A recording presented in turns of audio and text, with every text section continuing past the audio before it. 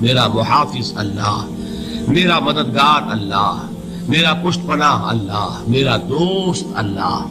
یہ دوستی ہے اللہ کی جو لب لباب ہے، حاصل ہے ایمان کا، اسی کا نام ولایت ہے۔ اولیاء اللہ کے سروں پر سینگ نہیں ہوتے، جس کے دل میں ایمان راسخ ہو چکا ہو وہی اللہ کا ولی ہے، جسے اللہ پر یقین ہو چکا ہے وہی اللہ کا ولی ہے، جسے یقین ہے اللہ میرے ساتھ ہے، میرا مددگار، میرا پشت پناہ، میرا ساتھی، میرا دوست، میرا محبوب، میرا محب۔ اللہ اہل ایمان سے محبت کرتا ہے۔ واللہ یحب الصادقین، ان اللہ یحب الذین یقاتلون فی سبیلہ صفا کانہم بنیان مرصوص۔ اللہ محبت کرنے والا، اہل ایمان محبوب، اور اہل ایمان محبت کرنے والے اللہ محبوب۔ والذین آمنوا اشد حبا للہ۔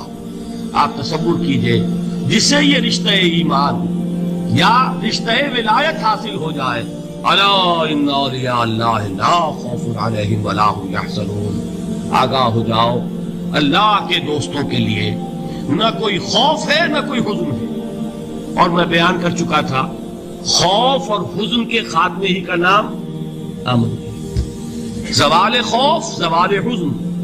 یہ خوف اور حزن کیوں آتے ہیں بار بار؟ اللہ تخافوا ولا تحزنوا، دونوں آ گئے۔ الا ان اولیاء اللہ لا خوف علیہم ولا هم یحزنون، پھر وہی دو۔ وہ کیوں ہے؟ خوف ہوتا ہے کسی مستقبل کی بات کا، یہ نہ ہو جائے، وہ نہ ہو جائے، یہ نقصان نہ پہنچ جائے، یہ تکلیف نہ ہو، یہ غضب نہ آ جائے۔ خوف ہے مستقبل سے۔ حزن ہے یہ کیوں ہوا، یہ نہیں ہونا چاہیے تھا، یہ میرا فلاں چیز میرے ہاتھ سے جاتی رہی ہے، فلاں موقع نکل گیا، اب بیٹھے ہوئے ہیں اندر ہی اندر کوڑ رہے ہیں، صدمہ ہے اور رنج ہے۔ اور جو اللہ پر ایمان رکھتا ہے وہ جانتا ہے ما اصاب من مصیبت فی الارض ولا فی انفسکم الا فی کتاب من قبل ان نبرأها ان ذلک علی اللہ یسیر لکی لا تعصوا علی ما فاتکم ولا تفرحوا بما آتاکم واللہ لا یحب کل مختال فخور۔ اس زمین میں یا تمہاری جانوں میں کوئی تکلیف، کوئی مصیبت نہیں آ سکتی سوائے اس کے کہ جو اللہ نے لکھ دی ہو اس سے پہلے کہ وہ ظاہر ہو۔ جس کو یہ حقیقت معلوم ہو گئی اس کو یہ طرز عمل اختیار کرنا چاہیے، جو چیز چھن جائے، جاتی رہے، چھوٹ جائے، اس پر افسوس نہ کرو۔ کس نے چھینی؟ دوست نے۔ دوست کے فیصلے پر شکایت، دوستی کو بٹا لگا رہے ہو، سرے تسلیم خم ہے جو مزاج یار میں آئے۔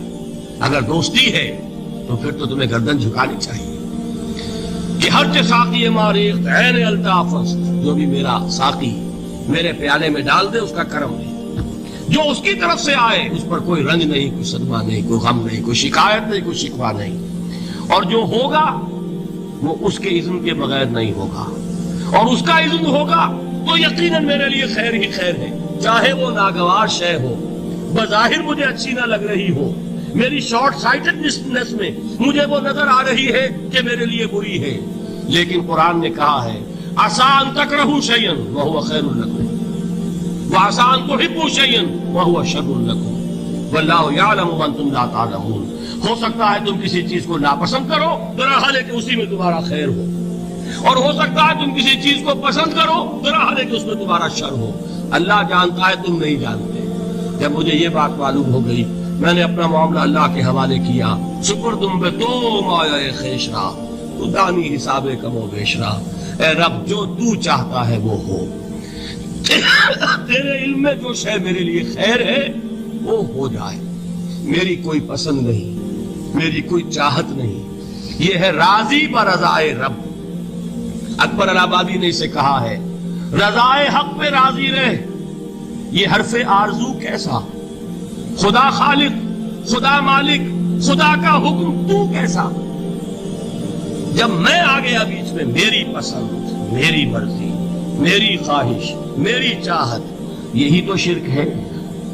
ما شاء اللہ کان وما لم یشاء لم یکن، جو اللہ نے چاہا وہ ہوا، جو اس نے نہیں چاہا نہیں ہوا۔ اختیار اس کا ہے، میرا تو نہیں۔